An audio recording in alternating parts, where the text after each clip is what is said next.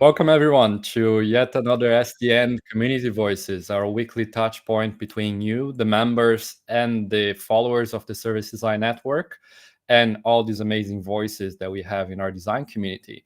My name is Felipe, and as always, I am your ambassador and host. And today I'm very excited about bringing a really interesting roundtable. So with the Next Gen conference just coming around the corner next Friday, the 11th of April, we're going to bring you a little bit of a sneak peek by bringing speakers from the conference to talk about our overarching theme that is Dare to Impact.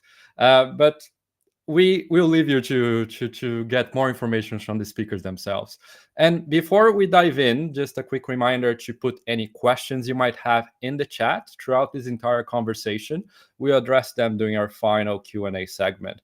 But without further ado, let's just bring our guests to the stage and start having a conversation. Just give me a second because it's a lot of people. So, hey.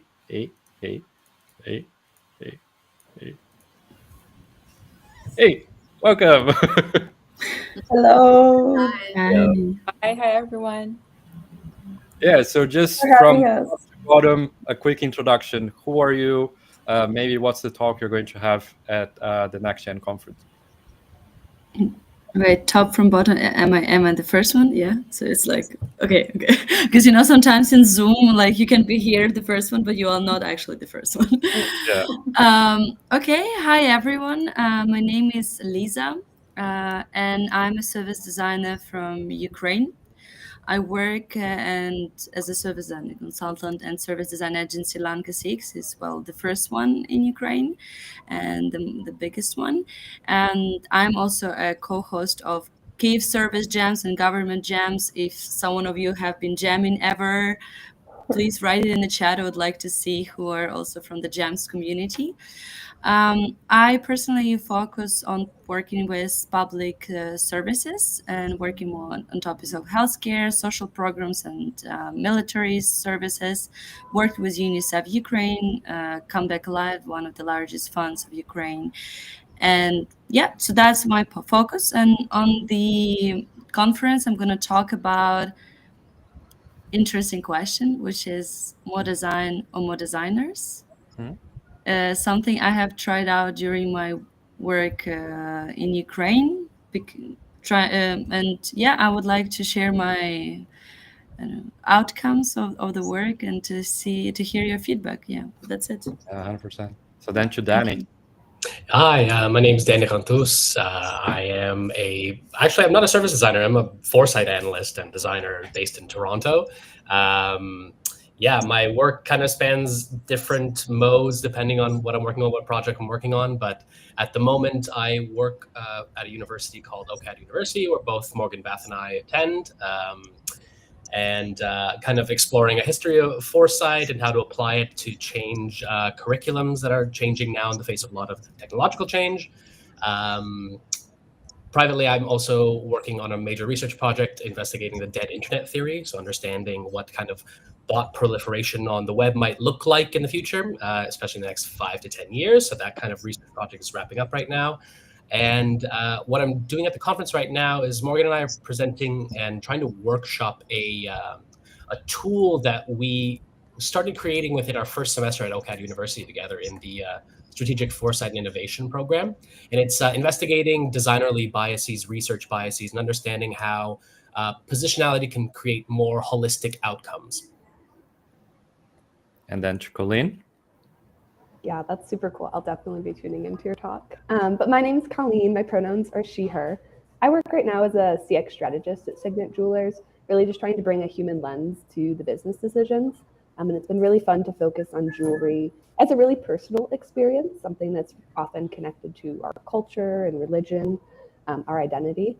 And so for my talk coming up next Friday, I'll be talking really about my personal story of discovering that meaningful work isn't just about the final product.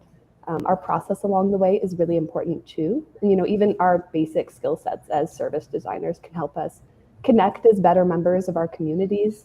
And in turn, being better members of our communities can really help us become better service designers. Amazing. Then to Morgan. Hi, I'm Morgan. She, they. I love what you said, Colleen. I'm really interested to hear that.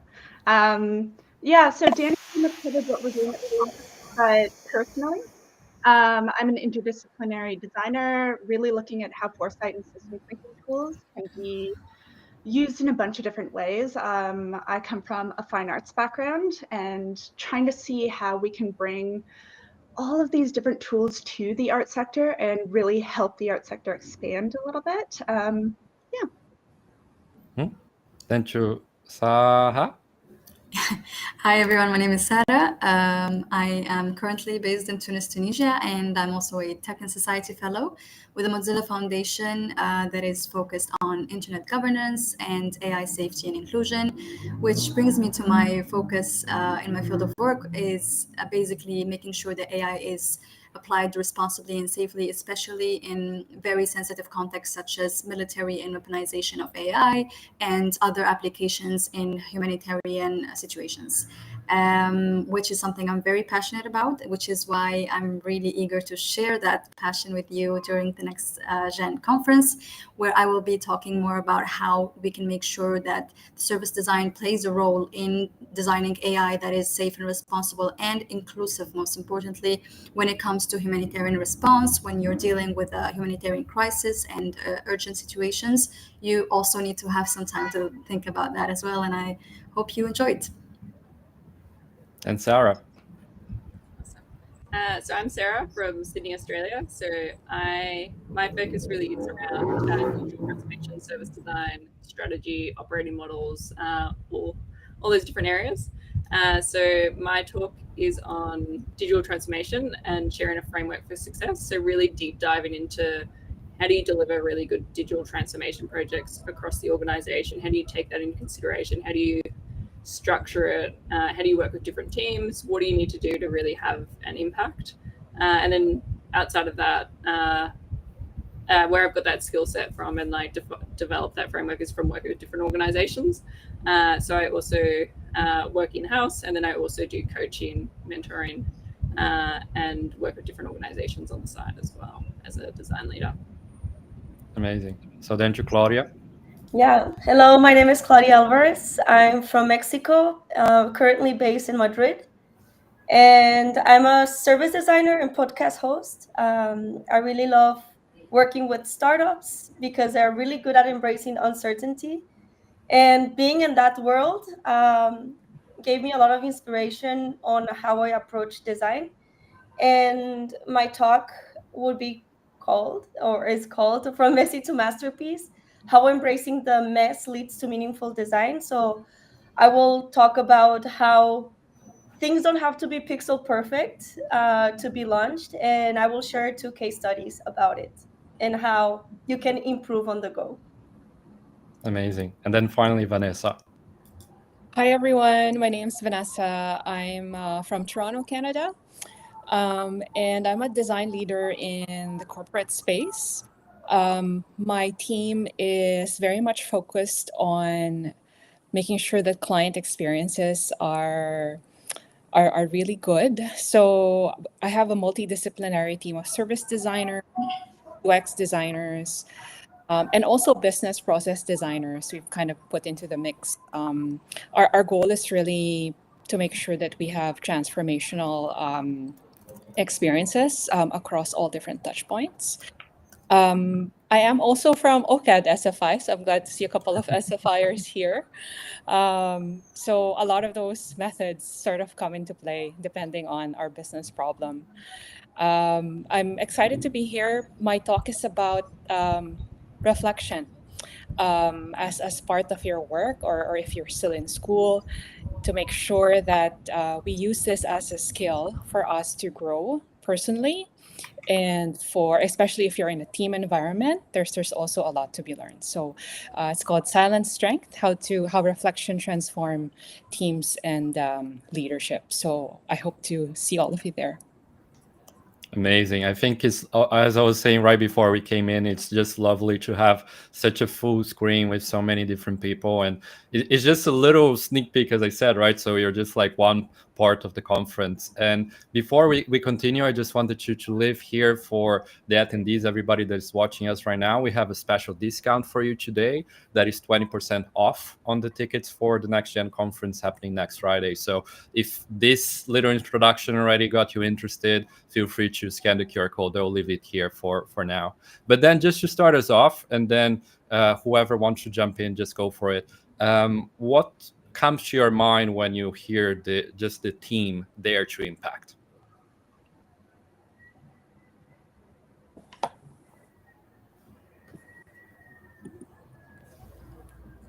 I'll go ahead and get us started. I was excited about the conference theme, one, because I think it's really relevant today, given everything that's going on in the world. But I was also really excited because it didn't seek to define what impact was right away, and it also acknowledged that it takes a little bit of courage to seek out that impact.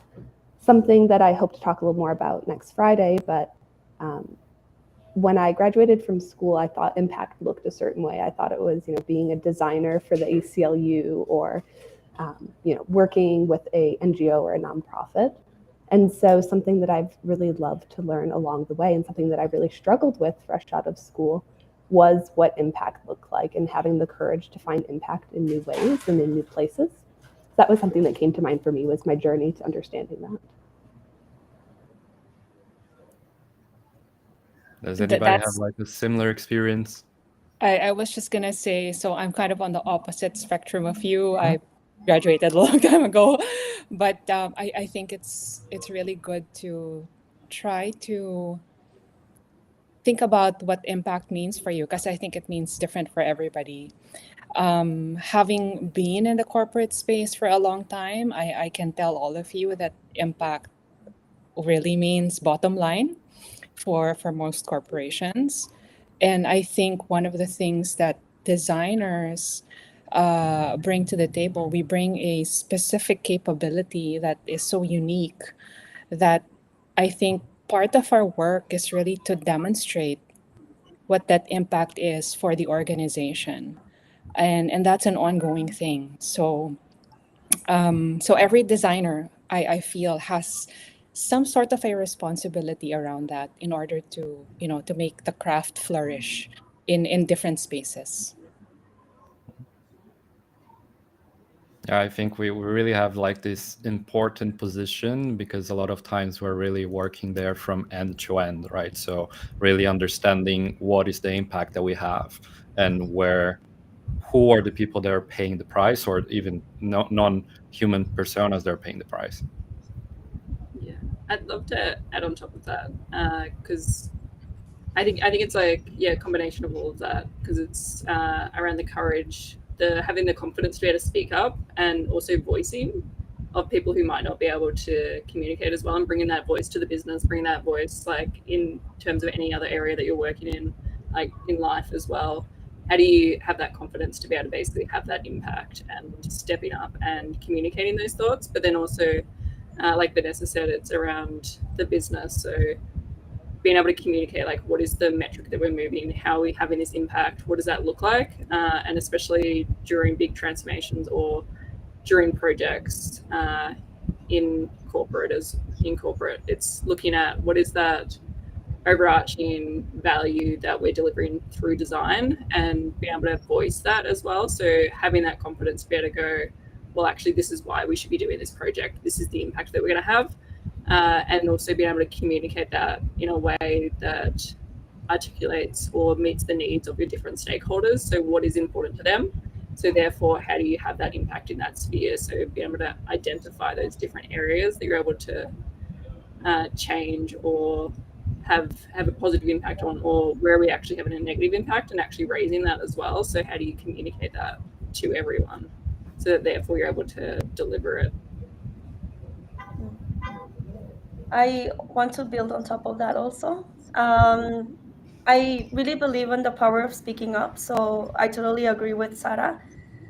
I also have seen how in big corporations things move so slowly, and there's so many people that it feels so hard to create an impact. Because there's so much bureaucracy and like alignment to do and stuff like that. So it does require a lot of courage to speak up in an environment like that, and to be to show your presence, right? To not be just one extra number in that big corporation. So I think something that you guys can get out of the conference, who attends the conference, is many methods or inspiration on how to gain that courage. I think I was going to build off of what Vanessa was saying as well. I think daring to impact is dependent on your context. In mine, I think something we come across a lot, especially within foresight and design, is marrying your proposed design solutions with what the business may want. And those kind of needs may not line up. But I think especially in the wake of kind of, the current times of, let's say, even across the border from us and repealing DEI initiatives, I think daring to impact is kind of standing on your principles. In that sense, we're advocating for a life-centered design, and someone's bottom dollar, a business's bottom dollar, may not match up in that kind of principle. So it is not to be obstinate and to say, no, you have to do the proposed design solutions or anything like that. But I think it is, I think we're transitioning from a time from designers as experts to designers as facilitators. So it's kind of continuing that communication, trying to stand on why you believe human-centered design and these kind of initiatives, and trying to design for more than just the bottom dollar is extremely important, and how it's going to benefit the business. Yeah, I think it becomes also a humble exercise, as you're saying, that we are not the experts, right? We're facilitators, and most of the times we're coming there to talk with the experts and really hearing them and understanding their perspective from people that actually work from within. Yeah, we're digging deep. We have one extra face coming in, so I'll let you introduce yourself pretty quickly, Nidhi, and then we jump right back in. Thank you so much, Felipe. So I'm Nidhi. I'm a strategic design student. Currently, I'm in Milan, studying in Politecnico. I have approx 2 years of experience in service design and UXR. I just want to learn more and get to know more how design can impact real and positively. So yeah, thank you so much. Yeah, and then we're discussing what is there to impact to you. So what are the thoughts that come to you then? For me, design and impacting is a collaborative effort. It can't be done alone. So it is about how do you collaborate with each other and try to sort of work it out together. So yeah. And I think one thing that Vanessa brought up really made me think a little bit about sustainability, but also not only the external sustainability, but also our internal sustainability. What you mentioned about knowing what is there to impact for us, and really understanding and doing kind of the self-reflection of understanding that for us. Does anybody have any thoughts on that? I wanted to turn the conversation to a different point. Is it okay? Okay. No. Yeah, because we brought up the question of us as designers working in uncertainty, and as the world becomes like more and more uncertain, and more crazy, and we can see that we really don't know what's going to happen next. I think that our work as designers, where we have to actually dare for impact, is in areas where we haven't been yet, or we are not enough yet.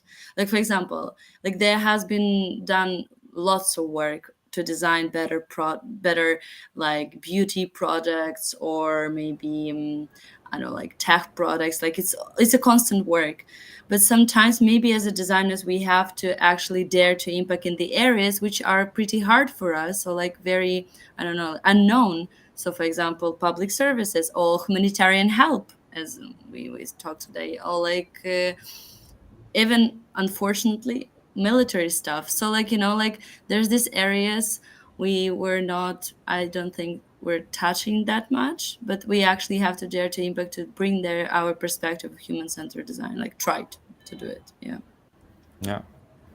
I want to really commend what Lisa was just saying by also adding that in certain areas we have to focus on the dare more than the impact, because without the dare you don't have any impact at all. So for instance, you have to leverage challenges and really tricky, bad situations, humanitarian crises, sometimes great opportunities come out of there if you just know exactly how to manage the little resources that you have, especially if you're, not a corporation, but a nonprofit organization. So sometimes you want to do the impact, but you have limited resources, and you have to dare not only for impact, but also dare to find resources, support, innovation, ideas in every little corner that you could lay your eyes on. So it's very important. Thanks, Lisa.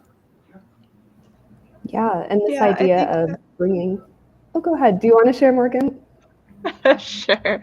I was going Yeah, to say go is ahead. that I think that that's really important as well, of thinking about the dare portion, but then also realizing that these smaller places like nonprofits or small businesses also can make an impact, because I think a lot of people don't take that first step because they're thinking, oh, I'm just so small, what kind of impact can I really make as well? And realizing that every small step towards impact, every little dare towards it is worth taking, because as a collective whole, if everybody's daring to make impact, the larger the impact will be. Yeah, And and I I think think the really three of when we you. connect, right, like the big corporations again, or like public systems, it really is the small efforts that add up. But go ahead. I don't know who started talking. Go for it. No worries. Sorry, I did it again. I must have a little bit of an internet lag. But I think all of you are right on, especially with Felipe's original question of like, how do you make impact sustainable for yourself as a designer? As we've talked about bringing design to new areas, or our skills to new areas, and also acknowledging the small efforts along the way. And I think along with that too, is it's the people you meet along the way. There's so much energy you can gain from connecting with new people, like at this round table or at the conference next week, to hear about how they're bringing design to new places. I think that's something that gives me a little bit of energy in life as a designer when I'm feeling kind of disillusioned or bogged down in a 9 to 5 in corporate America. But being able to connect with other folks and, bringing my small piece to the impact they're doing is great. Yeah.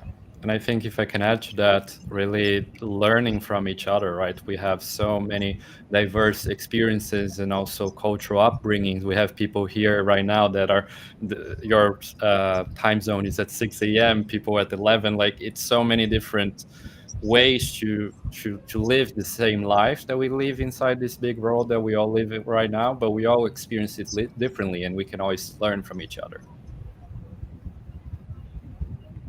And I always like to think that also goes back to, we were talking a bit about you might not be the expert in the area, but you're more the facilitator, but it's also how do you work with those subject matter experts and get to know like their perspectives, like what's important to them, how does that actually work, and bring that outsider perspective as well, so that you're able to apply those different ways of doing or ways of thinking and understanding that value that they want. Or also as well, how do you build relationships in different areas of like a business or wherever you are, building those relationships, understanding what people value, what are their needs, how do we come together and utilize our key skill sets or what we're really good at, so we can evolve the project or tackle a problem to really have an impact. Like what is each of us individually bringing to this problem space, so that we can have a really great impact for whatever we're targeting and whatever we're trying to achieve together as well. And with that, I'll also open for anybody that's watching us right now to answer any questions. So just drop them in the chat, and we will go them little by little and answer them live. And also, as a reminder, we have this special code for the people that are watching us right now. So you can get 20% off just using the code community voices there.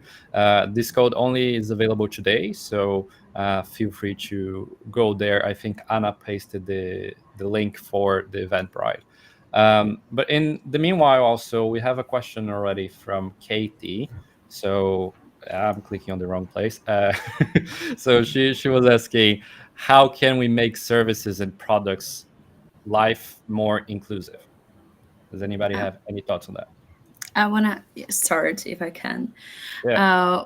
Well, actually, thank you for this question. It's very important right now, and especially in a world where exclusivity, like I'm happy like finally is on one of the main topics. And right now in Ukraine, we unfortunately, because of the war, have more and more people who are becoming disabled or like, sorry, become like people with disabilities, different ones, like physical ones, mental ones, like different ones.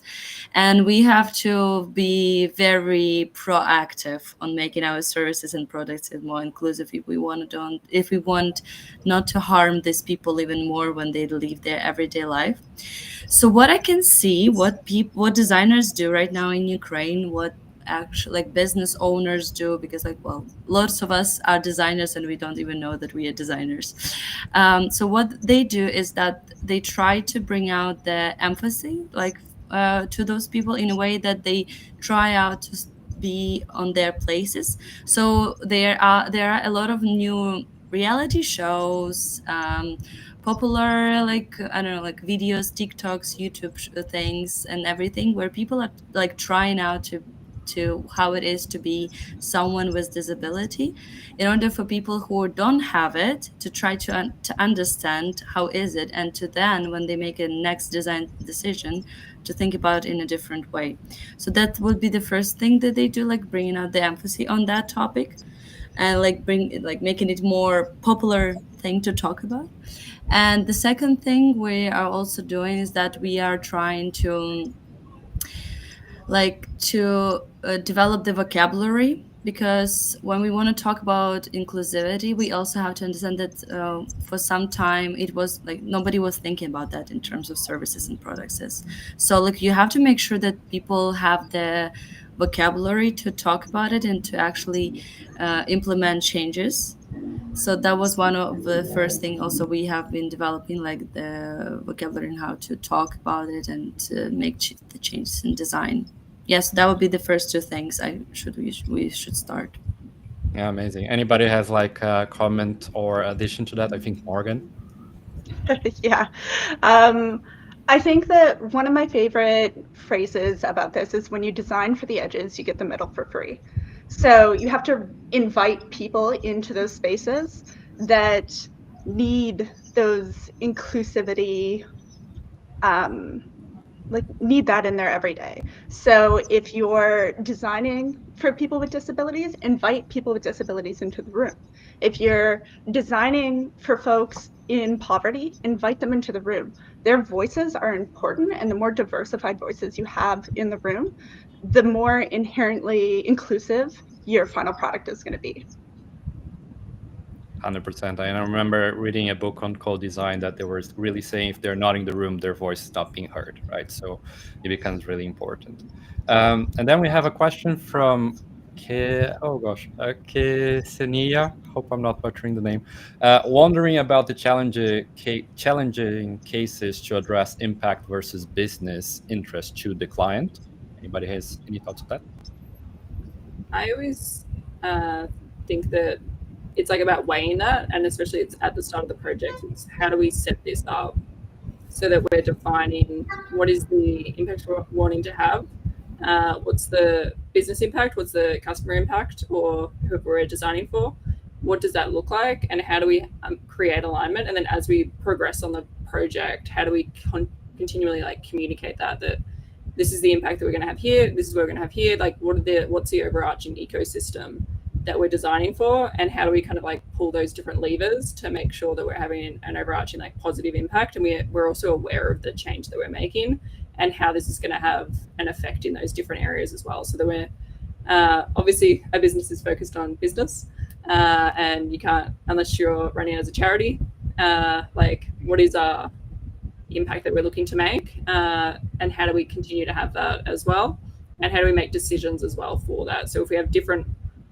opportunity areas, how do we outline that business case, but also not just from the business perspective as well, because otherwise, like, to have a business you need to also have desirability for your customers, because otherwise, like, you're not really, no one wants to engage with business. So how do you outline all of that? And then in different types of businesses as well, how do we start to have that impact so it makes sense, and how do we weigh up the desirability, feasibility and viability as well, so make sure that's constantly being worked out. Anybody has an addition there? I was just going to say, I think it's important to recognize too that impact and business interests aren't necessarily diametrically opposed. That one can benefit the other for the company, whether it is as base as marketing or understanding the kind of sustainability of the business in terms of how they impact their users, and designing for them will only create more, again, to use the word, holistic outcomes. And I think it's, as I was saying before, that idea of designers as facilitators, there is that kind of weaving of narrative when working with businesses to understand that them creating larger impacts is only going to benefit the business more, and getting them to realize that. Yeah, I think a lot of times this like long-term also goals is something that businesses forget a little bit about. So it's always important to keep those in mind. And I think we have time for just one more question. So I'll bring this one from Anna Han, that she's asking, is there ever a time it's better not to be daring? I love the question from the moment I saw it. Yeah, because it really got me thinking. I think, like, according obviously to my own experience, my work experience, I think the one thing that lots of people tend to undermine is risk assessments. If you don't have the tools or the capacity, cognitive capacity or time or whatever, to do a risk assessment before the design phase, then don't dare at all, because you're going to do more harm than good. So you need to do risk assessments. I'm talking for marginalized groups, for people who are vulnerable. You know, you have to, not just for human beings, but also for the environment as well. So all of these need to be taken into consideration before you do anything crazy, because okay, innovation is great and daring for crazy ideas is good, but also you have to prioritize safety, global safety, most importantly, and ethics in everything, design phase and implementation. 100%. Anybody has an addition to that? I have a lots of okay. us. Yeah. I'll let Claudia go first. Okay, I'll be quick. I just we should not marry any idea. Like also the idea of daring. Like even if daring to impact has the word impact, and that sounds positive or cool. No, we should not be like on pilot mode when we act. We should be able to develop our own critical debates, or to judge when it's convenient to act daring, or when it's better to just be behind the scenes and watch and understand the situation. Yeah. So I'll bring Lisa up now. Yeah, my point is quite also coming out of that is that don't dare to impact when you are not ready to work with the like to improve on your work all the time, to iterate, to learn, to change. If you want to dare to impact just to because I just want to dare to impact, well, that doesn't work like that. Like you have to be ready when that in areas that are uncertain and unknown. You have to be ready that your actions could bring you to some places where you have to actually work hard, change yourself, change the way you work, iterate all the time. So if you're not ready for that, then don't. Yeah, I think it's about being humble once again, right? Yeah. And I think Needy also had a little comment there. Yes. I had a slightly different perspective. Us as designers, we always immerse ourselves in so much of uncertainty. So whenever we start a process, we don't know what impact, or if at all there's any impact which is going to be produced at the end of the day. But like the perspective, like how we can put ourselves at the back of the ecosystem and really see what's happening, how processes are working, and then judge from a critical perspective. I feel critic is also one of the tools which designers use constantly. Like we critique ourselves, we critique our systems and surroundings. So I feel that's one of the tools that we could surely use to see if there's a time to be daring or not. Yeah. Yeah, and with that final reflection, it's coming to the end of our time together. But I thank you all for coming, and I want to reiterate and say that we have this discount code. Sorry for covering some of you, but we have this discount code for 20% off on tickets on the Next Gen conference. So if this got you a little bit interest and you want to hear the talks and the workshops of any of these amazing speakers that we have right now, go there, here, get the QR code, and you can get a ticket for next Friday. And I thank you all for coming here today, even if it's very early or very late at night, and just sharing a little bit of your perspective coming up to the conference. So thank you all. Yeah, thank you. Thank you. Bye. Thanks. Yeah. And then this is going to take a second, but almost there. Okay. Thank you everybody for joining us today. As I said in the beginning, it's always very lovely to have this really big table with a lot of people just to share their perspective. We are going to have a lot more of that in our 20 hours program. 20 year would be too much. 20 hours program of the Next Gen conference next Friday, April 11th. So if this got you a little bit interested, I hope you did. Go here on the QR code, scan it, and see you all, well, next Thursday, and then hopefully next Friday also for the next episode of SDN Community Voices, and then for the Next Gen Conference 2025. Thank you very much, and have a good day. Bye.